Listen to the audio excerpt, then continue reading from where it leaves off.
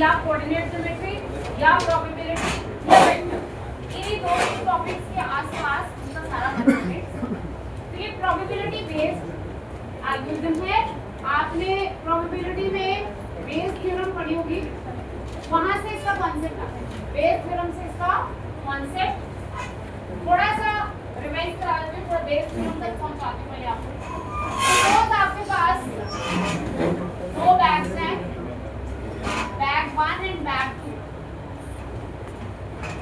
Suppose आपके पास दो bags हैं, बैग 1 एंड बैग 1 में 2 रेड बॉल्स हैं और 3 ब्लैक बॉल्स,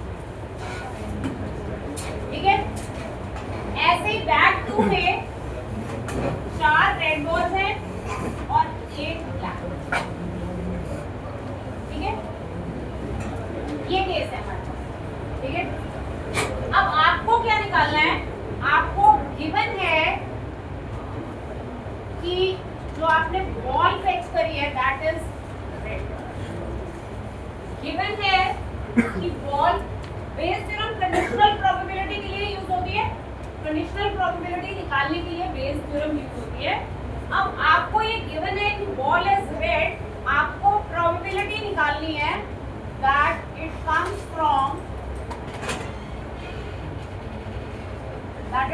फ्रॉम बैग 1। इस चीज की प्रोबेबिलिटी निकालनी है।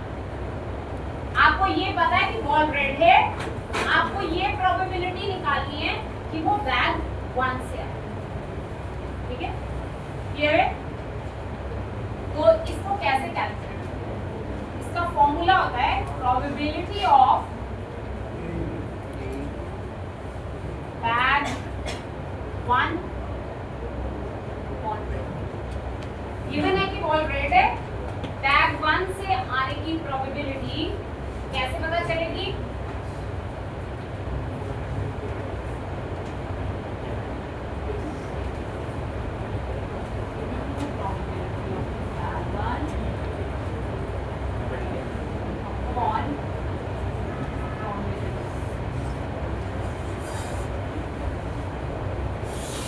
ये बेस थ्योरम का फॉर्मूला है, मैंने अपने पास नहीं बनाया है, बेस थ्योरम का फॉर्मूला है, बस वो लगाया है,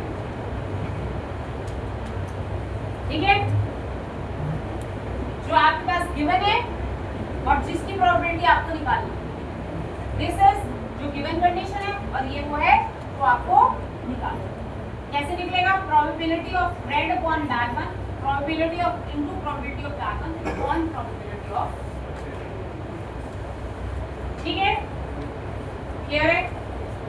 ये जो बैग 1 की प्रोबेबिलिटी है इसको हम कहते हैं प्रायर प्रोबेबिलिटी, इसको हम कहते हैं प्रायर प्रोबेबिलिटी, ठीक है। और ये जो प्रोबेबिलिटी है इसको हम कहते हैं लाइक्लीहुड प्रोबेबिलिटी, इसको हम कहते हैं लाइक्लीहुड प्रोबेबिलिटी। और ये जो है इसको हम कहते हैं पोस्टीरियर, इसको हम कहते हैं पोस्टीरियर प्रोबेबिलिटी, ठीक है, ठीक है।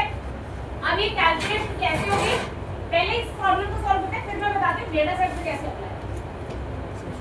इस प्रोग्राम में इसकी कैलकुलेशन कैसे होगी? What is the probability of red, total probability of red क्या है?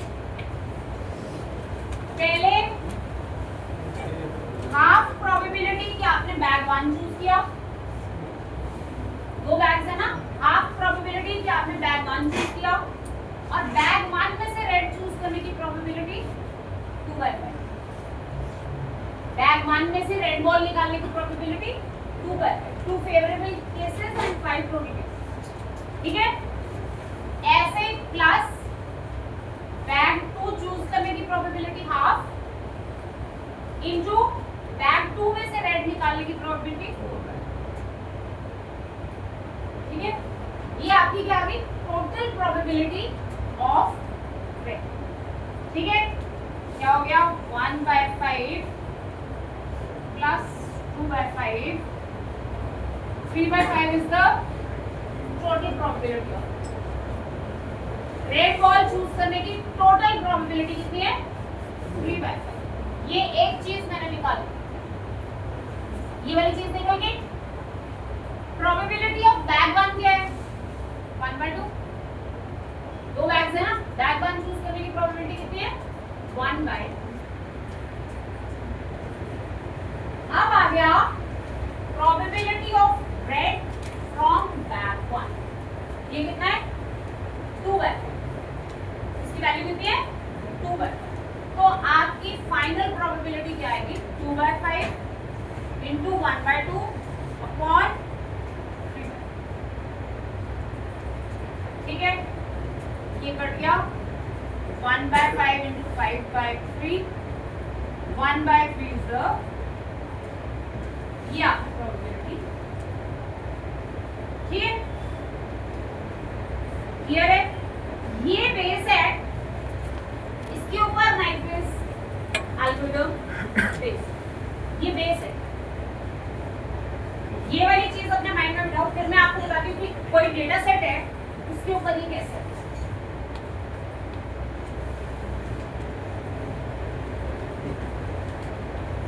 ठीक है, इसमें तो कोई डाउट नहीं है किसी को।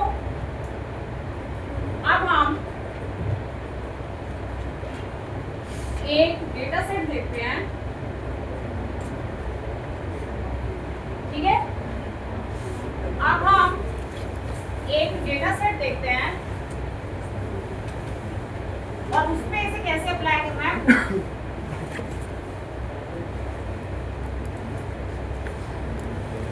जैसे डेटा सेट है मेरा जिसमें x1 x2 दो फीचर्स हैं और ये मेरा टारगेट है। टारगेट में वैल्यूज क्या है? Yes, no, yes, yes. Classification है ना, यस नो क्लासिफाई करेंगे। ठीक है, x1 x2 मेरी दो फीचर्स। तो मुझे क्या निकालना है? मुझे क्या निकालना है? Probability of yes for features x1, probability of yes when feature x1 is chosen, तो ये probability आएगी p x1 by y into p by upon p। ठीक है, ठीक है। अभी ये एक फीचर थी, अगर मैं यहाँ x1 x2 दो फीचर्स ले लूं, अगर मैं x1 x2 दो फीचर्स ले लूं तो ये क्या हो जाएगा? Probability of x2 by y into probability of y। जितनी n फीचर्स होंगी ऐसे ही फॉर्मूला चलेगा। 5 7 10 जितने भी फीचर्स होंगे ऐसे ही फॉर्मूला। ठीक है, ऐसे ही probability of no provided features x1 and x2। Yes की प्रोबेबिलिटी निकालेंगे, नो की प्रोबेबिलिटी। वो कैसे होएगा? p x1 by n p x2 by n into p of upon p x1 p।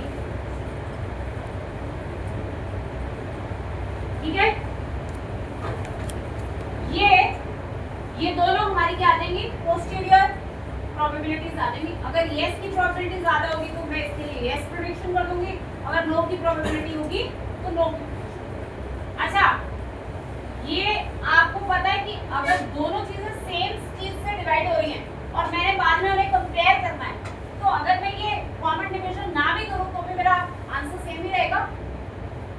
इन दोनों से डिवाइड करूंगी, सेम चीज से डिवाइड करूंगी और फिर कंपेयर करूंगी, तो ये डिवीजन में ना भी करूं तो भी मेरा आंसर सेम ही आने वाला है, क्योंकि ये दोनों में डिनोमिनेटर सेम ही था, तो मैं इसको हटा सकती हूँ।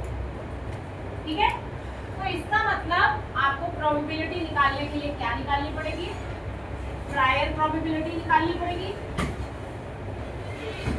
लाइक्लीहुड प्रोबेबिलिटी निकालनी पड़ेगी for each feature. Her feature के लिए आपको लाइक्लीहुड प्रोबेबिलिटी निकालनी पड़ेगी और फिर इस फॉर्मूला से आपको मिलेगी पोस्टीरियर।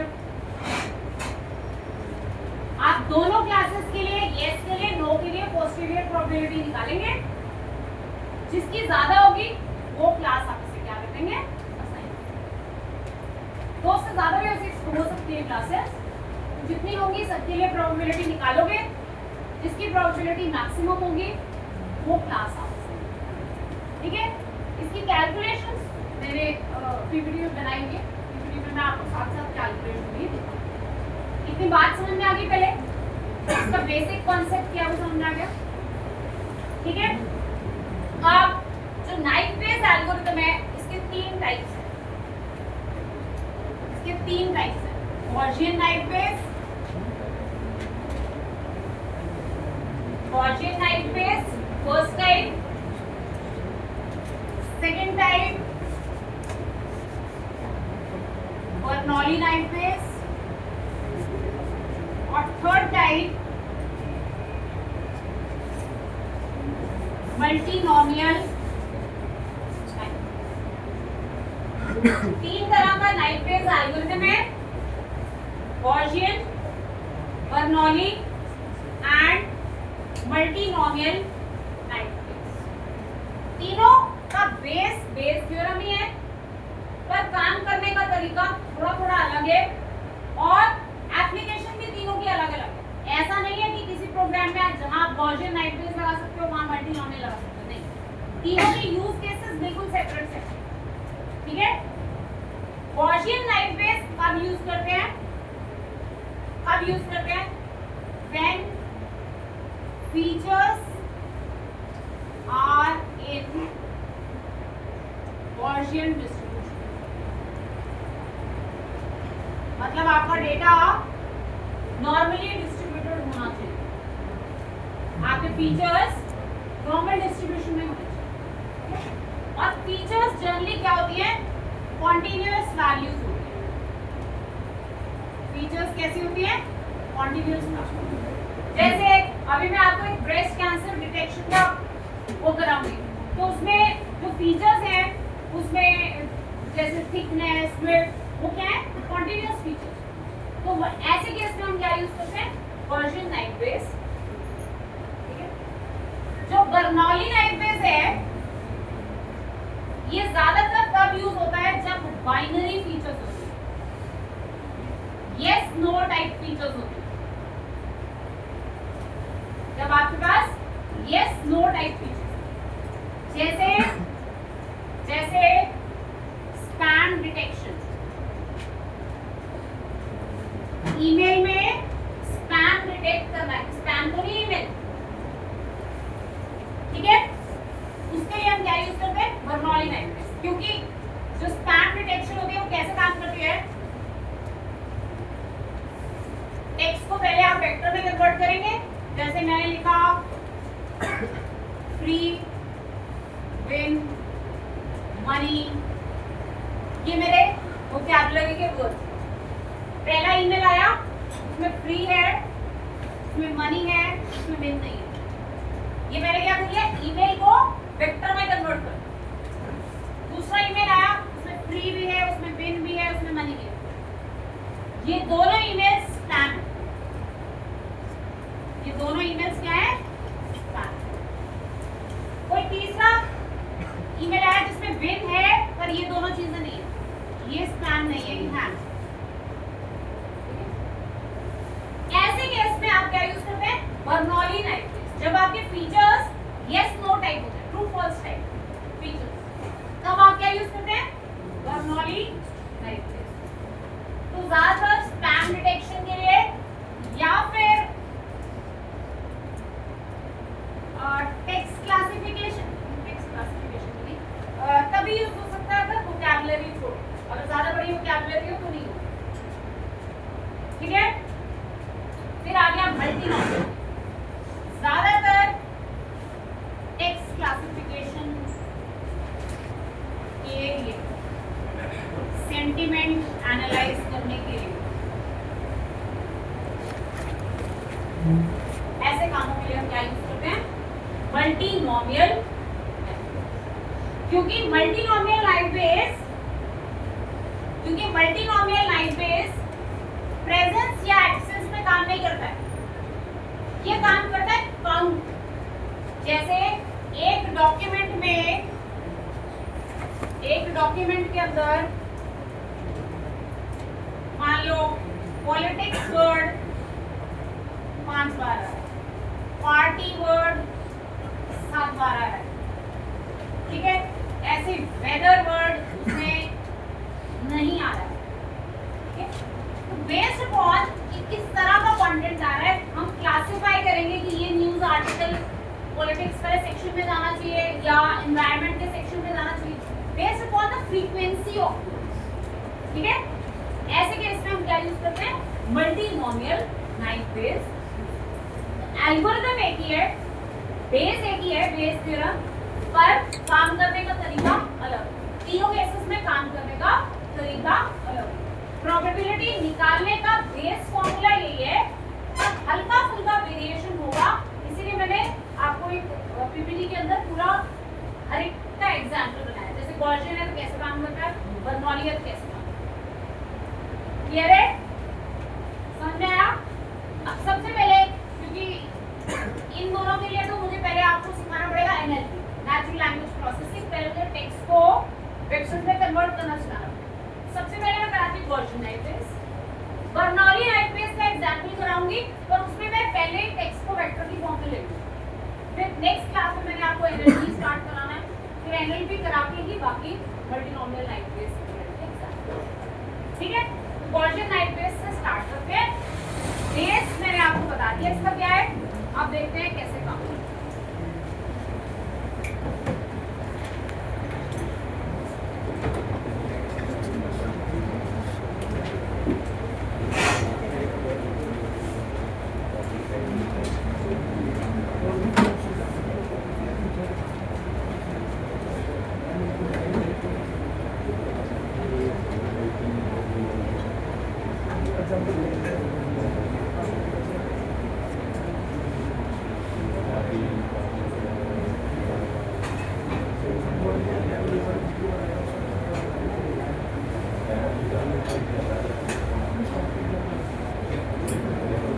तो सबसे पहला एग्जाम्पल गॉसियन नाइट बेस का हम बनाएंगे। मैं आपको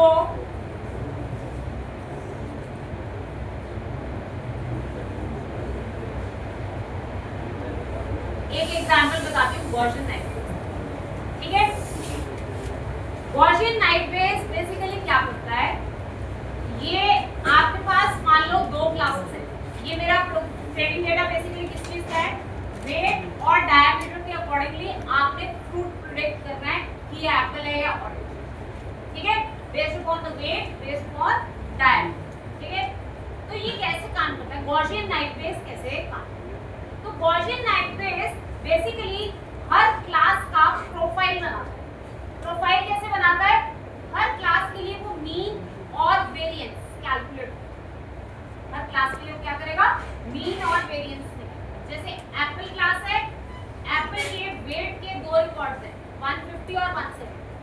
मीन क्या आएगा, 160। इसका मीन क्या आ गया, 160। ऐसे इसका वेरिएंस निकाल लिया। वेरिएंस का स्टैंडर्ड डेविएशन का फॉर्मूला आपको आता है या नमपाई से निकाल सकते हैं, ठीक है। तो ये हमारा 100 इसका क्या आ गया। ऐसे डायमीटर के लिए, एप्पल क्लास के लिए डायमीटर का मीन निकाला, 7, 7.5, 7.25 मीन आ गया। ऐसे इसका मैंने variance. Same for second class, orange के लिए उसका वेट, उसका वेरिएंस, उसका डायमीटर का मीन, वेरिएंस। ये मैंने क्या किया, दोनों क्लासेस की प्रोफाइलिंग कर, दोनों क्लासेस की क्या करी, प्रोफाइलिंग। अब आपका कोई नया रिकॉर्ड आता है प्रेडिक्ट करने, मान लो कोई नया रिकॉर्ड आता है प्रेडिक्ट करने। जब प्रेडिक्ट करने को आएगा तो क्या आएगा, उसका वेट आएगा, उसका डायमीटर आएगा। आपको प्रेडिक्ट करना है कि ऑरेंज है या, तो आप क्या करेंगे, ये हमारे पास एप्पल्स का मीन और स्टैंडर्ड डेविएशन आ गया, ये एप्पल्स का डायमीटर का मीन और स्टैंडर्ड डेविएशन आ गया। वही सब कुछ है, सिर्फ मैंने वेरिएंस की जगह standard deviation.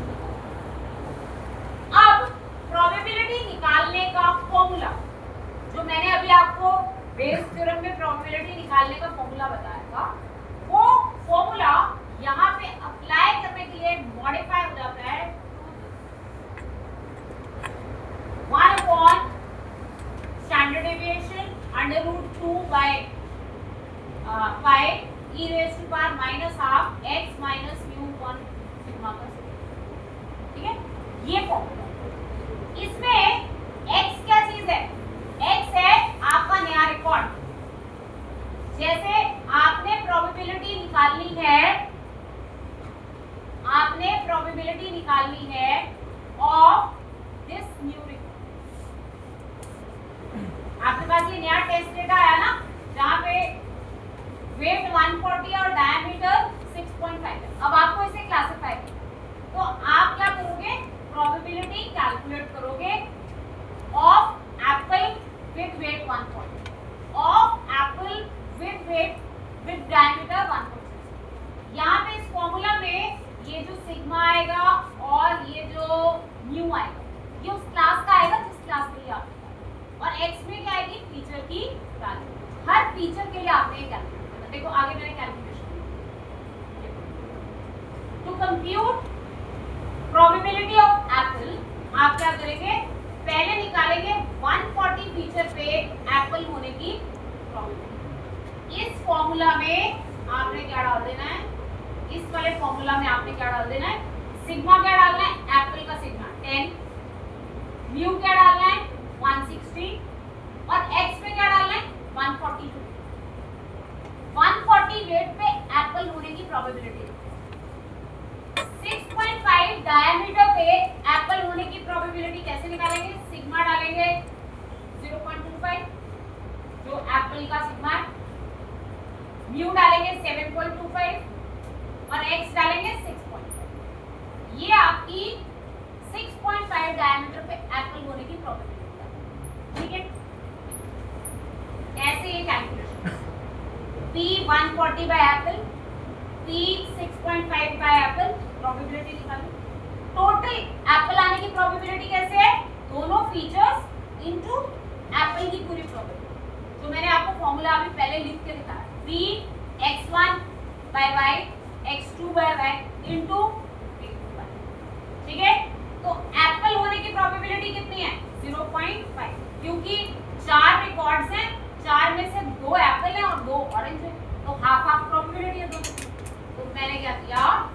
0.5 into 0.8 weight of 140 bye Apple की प्रोबेबिलिटी इनटू डायमीटर प्रोबेबिलिटी, ये मेरी टोटल प्रोबेबिलिटी आ गई एप्पल का 0.00047। ऐसे ही सेम ऑरेंज होने की प्रोबेबिलिटी विद वैल्यूज 140 एंड 6। अब आप देखोगे इस स्टेप पे ध्यान देना, P 140 बाय ऑरेंज।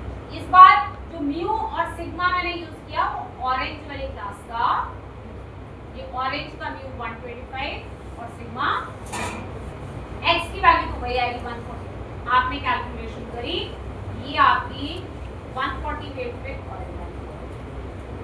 ऐसे डायमीटर के अकॉर्डिंगली 6.5 डायमीटर के अकॉर्डिंगली ऑरेंज आएगी। फिर टोटल ऑरेंज आने की प्रोबेबिलिटी, ये तो 10⁻⁻11 आ रहा है, बहुत कम आ रहा है, तो ज्यादा प्रोबेबिलिटी किसकी है? एप्पल। तो आपने क्या प्रेडिक्शन कर दिया? ये। ठीक है, इस तरीके से इसके behind maths Bayes theorem use हो रही है, ये बेस थ्योरम ही यूज हो रही है, ये वही फॉर्मूला यूज हो रहा है जो मैंने अभी आपको दिखाया। Px1 by y into Px2 by y into Py, वही फॉर्मूला यूज हो रहा है। ये 0.5 क्या है? P of orange, P of orange class का Py। ठीक है, और ये दोनों क्या है? x1 x2 features for this class. ऐसे गॉसियन नाइट बेस काम करता है। ये फॉर्मूला यूज करके हर फीचर के लिए वैल्यू कैलकुलेट करता है और फिर आप बेस थ्योरम लगाते हैं और पोस्टीरियर प्रोबेबिलिटीज। ठीक है,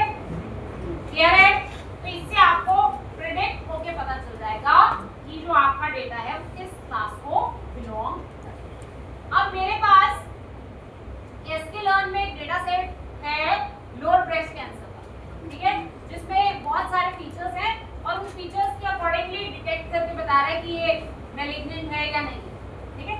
तो उस डेटा सेट पे मैं गॉसियन नाइफ बेस अप्लाई करूंगी, बैकग्राउंड में यही सारा काम चलेगा और वो प्रिडिक्ट करके बताएगा दोनों क्लासेस की प्रोबेबिलिटी, मैलिग्नेंट होने की नहीं होने की दोनों की प्रोबेबिलिटी निकालेगा, जिसकी प्रोबेबिलिटी ज्यादा होगी वो क्लास।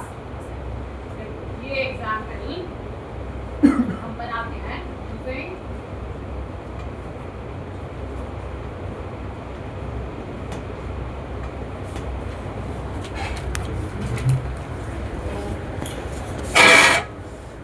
मैट्रिक्स को, क्योंकि ये क्लासिफिकेशन प्रॉब्लम ही है तो मैट्रिक्स को जो हमने पहले पढ़ा confusion matrix, accuracy, F1 score, वही मैट्रिक्स चले, जितनी भी क्लासिफिकेशन के एल्गोरिथम्स होते हैं सब में मैट्रिक्स होते हैं, ठीक है। From sklearn dot datasets import your best। इस प्रॉब्लम के लिए मैं सिर्फ गॉसियन नाइफ बेस यूज कर सकती हूँ क्योंकि इसके फीचर्स कॉन्टिन्यूअस वैल्यूज देखना फीचर्स की कैसे कैंसर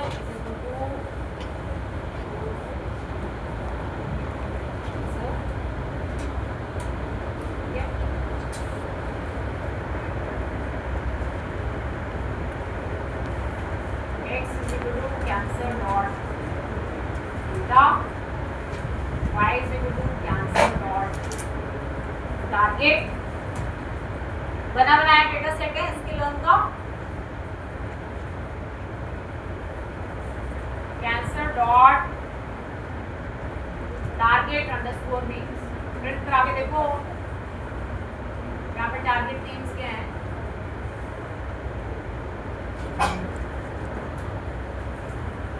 दो क्लासेस हैं यहाँ पे, मैलिग्नेंट, बिनाइन, ठीक है, ठीक है, दो क्लासेस, आउटपुट क्लासेस, ठीक है,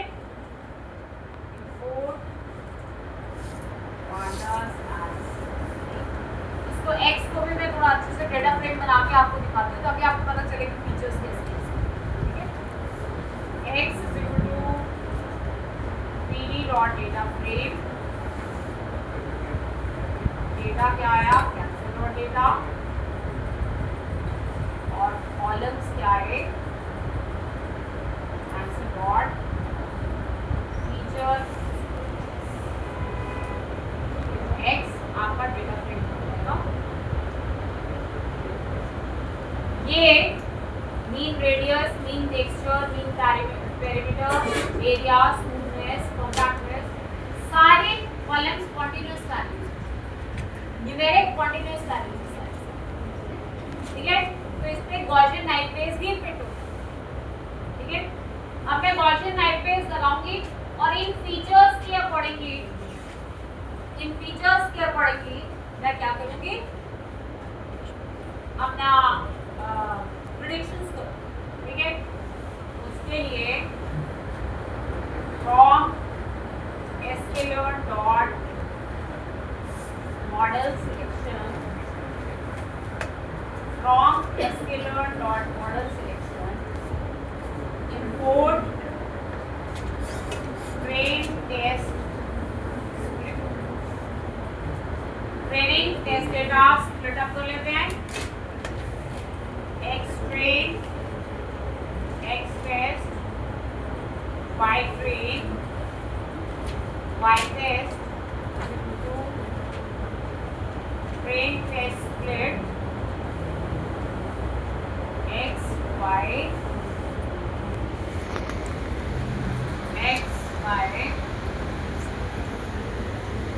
टेस्ट साइज दिया और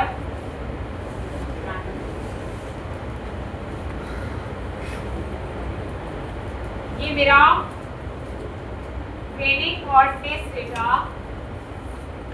अलग है, ठीक है। अब मैंने इस पे लगाना है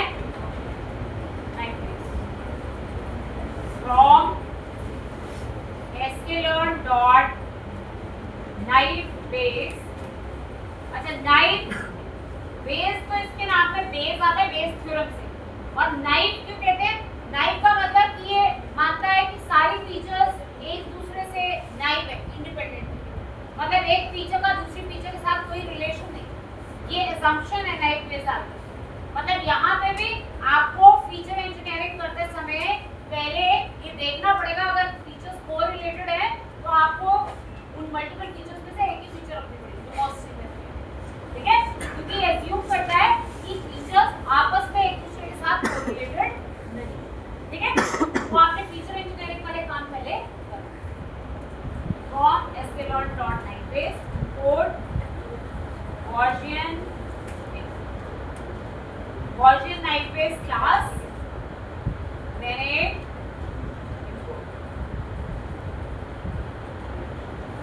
ठीक है GNB Gaussian Nightbase क्लास का मैंने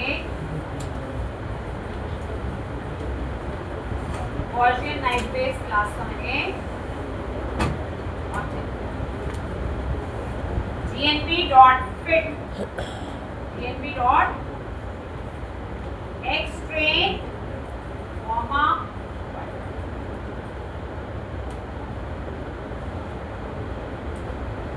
सोच के बताओ कि जब मैंने इसे फिट किया तो ये क्या क्या काम करेगा, ट्रेनिंग के टाइम में क्या काम करेगा? ये ज्यादा काम ट्रेनिंग के टाइम करेगा या ज्यादा काम टेस्टिंग के टाइम करेगा? जो मैंने आपको स्टेप्स दिखाए थे, अभी स्टेप्स दिखाए थे, ट्रेनिंग के टाइम ये क्या स्टेप्स करके रख सकता है? हर क्लास का प्रोफाइल बना के रख सकता है, हर क्लास का मीन वेरिएंस निकाल के रख सकता है फॉर एवरी फीचर। मतलब जब ये ट्रेन होगा तो ये हर क्लास के लिए, हर फीचर के लिए उसका स्टैटिस्टिकल प्रोफाइल, उसका व्यू सिग्मा निकाल के रखेगा। बाकी जो कैलकुलेट करने का प्रोबेबिलिटी फॉर्मूला है वो कब लगेगा? तो टेस्टिंग के टाइम लगेगा। जब टेस्टिंग में कोई फीचर आएगी उसको टेस्ट करना होगा तब वो सारा फॉर्मूला चलेगा। सो नाइटबेस एल्गोरिथम्स ट्रेन फास्ट, जल्दी ट्रेन हो जाते हैं। देखो हर एल्गोरिथम का अलग-अलग काम करने का तरीका है। कई सारी लर्निंग ट्रेनिंग में ही कर लेते हैं और टेस्टिंग में बहुत कम काम करते हैं। कई ट्रेनिंग में बहुत कम काम करते हैं, ज्यादातर काम टेस्टिंग के टाइम ही करते हैं, ठीक है? तो ये बहुत जल्दी ट्रेन हो जाता है क्योंकि ट्रेनिंग के टाइम इसको सिर्फ क्या करना होता है, हर फीचर हर क्लास के लिए स्टैटिस्टिकल प्रोफाइल निकालना होता है, which is the second step, ठीक है? कितनी क्लासेस होगी? 2-4 क्लासेस होगी, कितने फीचर होगी, हर फीचर का एक स्टैटिस्टिकल प्रोफाइल तो निकालना मिलीसेकंड्स में काम करेगा, ठीक है? और जब आप टेस्ट करोगे तब इसको थोड़ा टाइम लगेगा। और वो भी कोई ऐसा नहीं है, आप इसमें इसका एडवांटेज आप ये बताओगे नाइटबेस एल्गोरिथम का फास्ट ट्रेन, ठीक है? मैंने फिट कर लिया, अब हम प्रेडिक्ट करा GNB.predict नेक्स्ट टेस्ट मैंने डेटा दिया, इससे मैंने प्रेडिक्शंस करा के, ठीक है? आप दोनों क्लासेस की प्रोबेबिलिटी देखना चाहते हो तो बाय प्रोबेबिलिटी में प्रोबेबिलिटी कैलकुलेशन भी आपको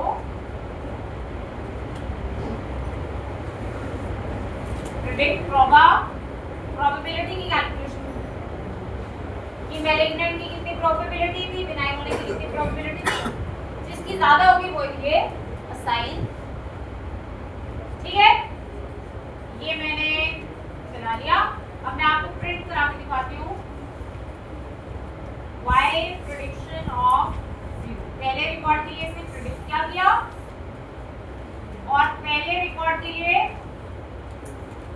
प्रोबेबिलिटीज के, पहले रिकॉर्ड के लिए इसने प्रेडिक्ट किया 1, ये प्रोबेबिलिटीज थी, ये e रेज़्ड पावर -9 है, e रेज़्ड पावर -1, तो ऑब्वियसली ये वाला बड़ा है ना, ठीक है?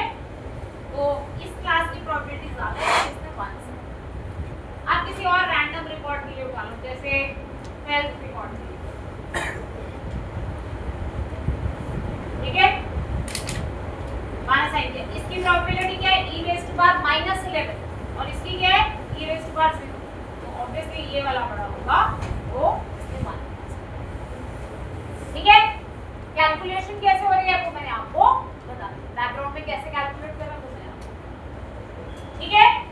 इस तरीके से आप गॉसियन नाइट बेस, मुझे किसी को बताना है कि मेरा एल्गोरिथम कितना एक्यूरेट है तो मैट्रिक्स यूज करूंगी, from scaler dot matrix import confusion matrix,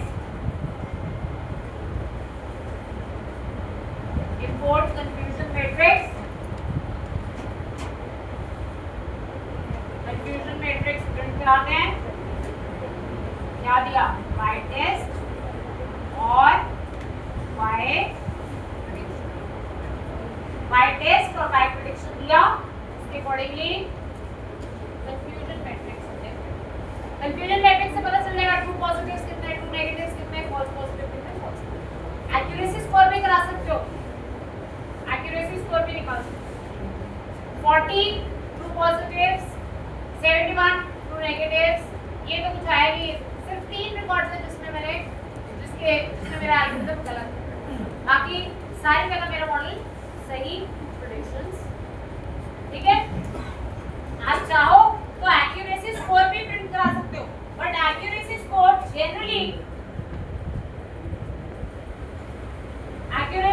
generally मैं प्रेफर नहीं करती, क्योंकि एक्यूरेसी स्कोर तो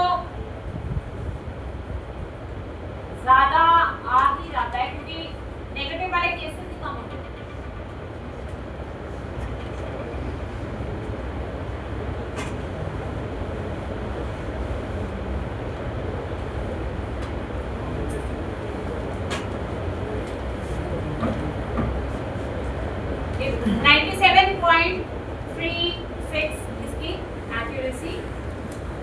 एक्यूरेसी तो होता है ना right cases upon total cases, तो आप देख ही रहे हो राइट केसेस कितने हैं, बहुत ज्यादा है, टोटल केसेस में तो बस ये 3 ऐड हुआ, तो ऑब्वियसली एक्यूरेसी ज्यादा है, ठीक है, क्लियर है। पर ये डेटा सेट इम्बैलेंस नहीं है, बैलेंस नहीं है डेटा सेट, क्योंकि आप देखो ट्रू नेगेटिव्स भी 71 है और ये 40 है, और ये 3 अगर गलत हुए तब भी दोनों क्लासेस का डेटा सफिशिएंट है, ठीक है। अगर इम्बैलेंस डेटा सेट हो तो एक्यूरेसी स्कोर आपको गलत डायरेक्शन दे सकता है, ठीक है, क्लियर है। तो ये हमने पहली प्रॉब्लम करी यूजिंग गॉसियन, ठीक है। अब हम ऐसे ही सेकंड प्रॉब्लम करेंगे यूजिंग बर्नौली, सेकंड प्रॉब्लम करेंगे यूजिंग बर्नौली, किस चीज के लिए, ईमेल में डिटेक्ट करने के लिए कि ये स्पैम है या नहीं, ठीक है। उसका कैसे कैलकुलेशन होता है, उसमें प्रोबेबिलिटी कैसे कैलकुलेट होती है, पहले मैं आपको दिखाती हूँ, फिर हम प्रोग्राम देखो। सेकंड एग्जांपल मैंने बताया हुआ है, ये है हमारा ये बर्नौली नाइट बेस का एग्जांपल। तो सबसे पहले मेरे पास डेटा सेट में क्या है, 4 ईमेल्स हैं, 4 ईमेल्स हैं।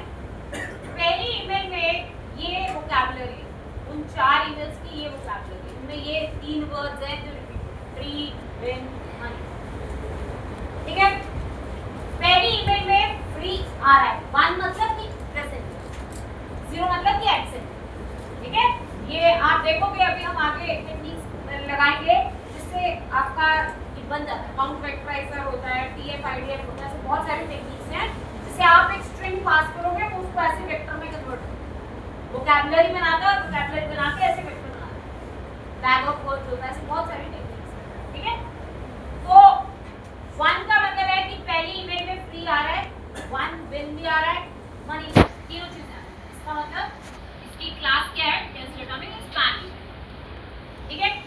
ऐसे ही सेकंड रिकॉर्ड है, उसमें फ्री आ रहा है, मनी आ रहा है, विन नहीं आ रहा, पर ये भी स्पैम, ये वो डेटा है जिससे मेरे मॉडल ने ट्रेन।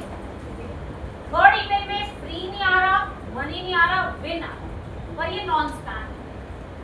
और फोर्थ ईमेल में इन तीनों में से कोई वर्ड नहीं है, तो कुछ और लिखा है, ये तीनों में से कोई वर्ड, वो भी क्या है, नॉन स्पैम,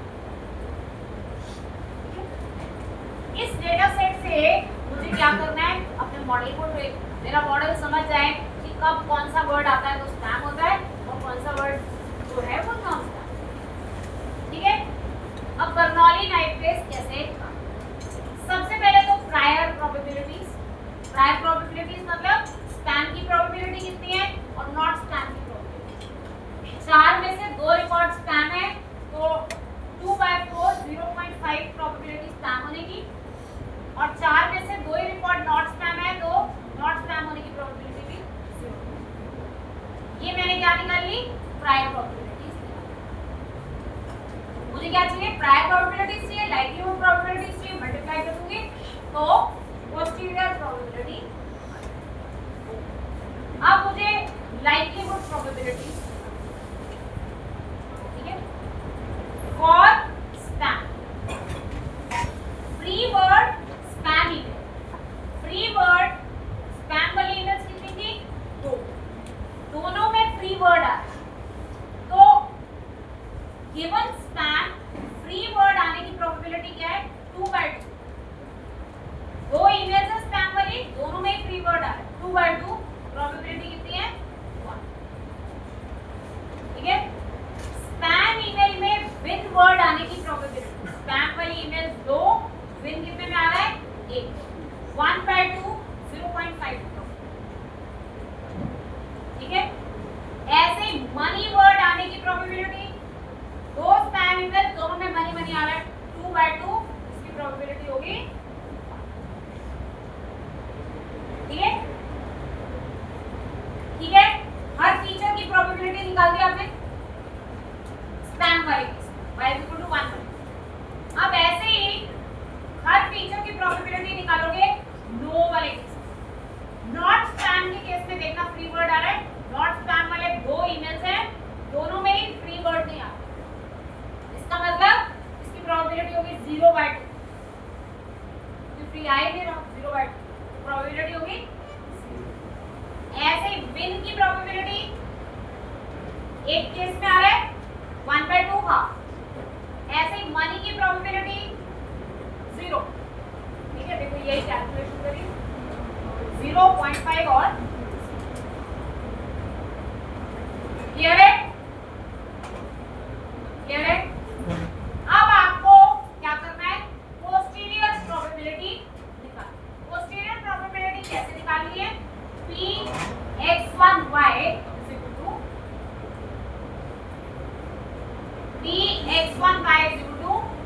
Pxi या 1 - P1 - अगर फीचर 1 है, अगर वो प्रेजेंट है वर्ड टेस्ट रिकॉर्ड में तो उसकी प्रोबेबिलिटी लेना, अगर वर्ड एब्सेंट है तो 1 माइनस उसकी प्रोबेबिलिटी। जैसे मेरे टेस्ट रिकॉर्ड में पहला वर्ड है, फ्री है, तो फ्री की प्रोबेबिलिटी लूंगी, दूसरा वर्ड नहीं है तो 1 माइनस दैट वर्ड की प्रोबेबिलिटी। ठीक है, अब ये मेरा टेस्ट एग्जांपल है, फ्री मनी 101। अब मैंने इसके स्पैम होने की प्रोबेबिलिटी देखी, तो probability of free when spam, ठीक है, विन नहीं है, 1 माइनस विन की प्रोबेबिलिटी व्हेन स्पैम। फिर मनी है, मनी की प्रोबेबिलिटी व्हेन स्पैम। ये तीनों चीजें कैलकुलेट करी, ये मेरी क्या आ गई, ये मेरी लाइक्लीहुड प्रोबेबिलिटी। इसको मल्टीप्लाई किससे करना है, जो प्रायर प्रोबेबिलिटी क्लास की प्रोबेबिलिटी 0.5, तो ये कैलकुलेशन करके स्पैम होने की प्रोबेबिलिटी आ गई 0. ऐसे ही नॉट स्पैम होने की प्रोबेबिलिटी, नॉट स्पैम पे क्या करेंगे, free when not spam 0, not win when spam तो 1 माइनस, मनी व्हेन स्पैम तो इसकी तो ये प्रोबेबिलिटी 0 ही आती है, 0 × 0.5 करेंगे तो फाइनल आंसर। तो दोनों में से किसकी प्रोबेबिलिटी ज्यादा है, स्पैम की प्रोबेबिलिटी ज्यादा, तो आपने प्रेडिक्शन दे दी कि ये स्पैम। ठीक है, यहाँ पे भी बिल्कुल वही फॉर्मूला यूज हो रहा है बेस थ्योरम का, ये सिर्फ ये है कि प्रोबेबिलिटी व्हेन प्रेजेंट तो सीधी वाली प्रोबेबिलिटी ले ली है, व्हेन एब्सेंट तो 1 माइनस। ठीक है, likelihood probability तो into prior probability of that class है, ठीक है। एक बार आगे लेना ना, इसको अच्छे से गो थ्रू करना है, फिर आपको समझ में आएगा कि कौन सी कैलकुलेशन, ठीक है। अब यही चीज हम क्या कर सकते हैं, एक छोटा सा एग्जांपल, मैं बड़ा एग्जांपल नहीं दे सकती क्योंकि अभी मेरे पास डेटा सेट में तो है एसएमएस का डेटा सेट तो है जिसमें बहुत सारे मैसेजेस हैं, पर मेरे को उसको वेक्टराइज करना पड़ेगा ना पहले। तो अभी मैं यही वाला एग्जांपल लेती हूँ, ये मैंने जो छोटा सा बनाया यही एग्जांपल, इसी को लेके मैं आपको प्रेडिक्ट करा के दिखाऊंगी, सेम ही एग्जांपल, बस मैं आपको बर्नौली टाइप बेस से कोड देती हूँ, ठीक है। तो देखो कैसे code numpy as x is equal to np dot array,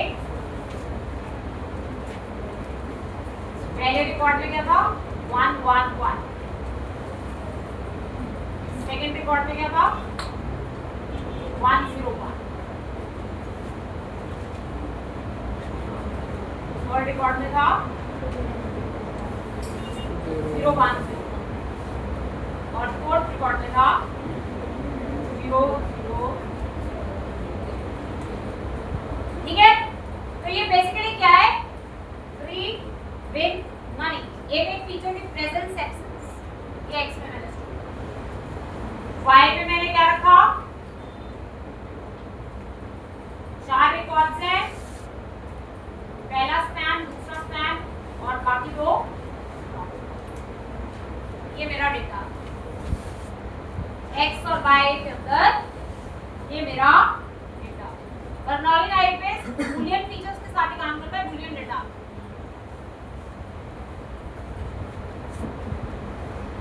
अब from sklearn dot naipace import Bernoulli naipace, from sklearn dot naipace import Bernoulli naipace।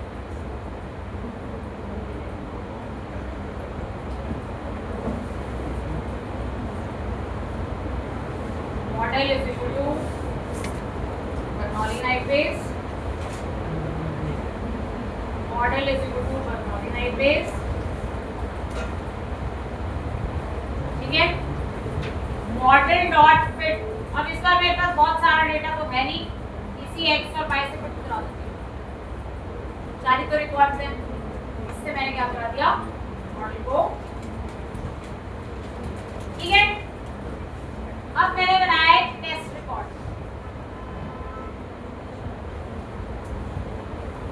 अभी जो मैंने आपको दिखाया था टेस्ट रिकॉर्ड में क्या था, टेस्ट रिकॉर्ड था हमारा 101, तो इसको मैं 101, इसका मतलब फ्री और मनी है, बिन नहीं, ठीक है। फ्री वर्ड है, मनी वर्ड है, पर prediction is equal to model dot predict, test data मैंने पास किया, मॉडल से कराई प्रेडिक्शन, टेस्ट डेटा पास किया, मॉडल से कराई, देखो जरा क्या प्रेडिक्शन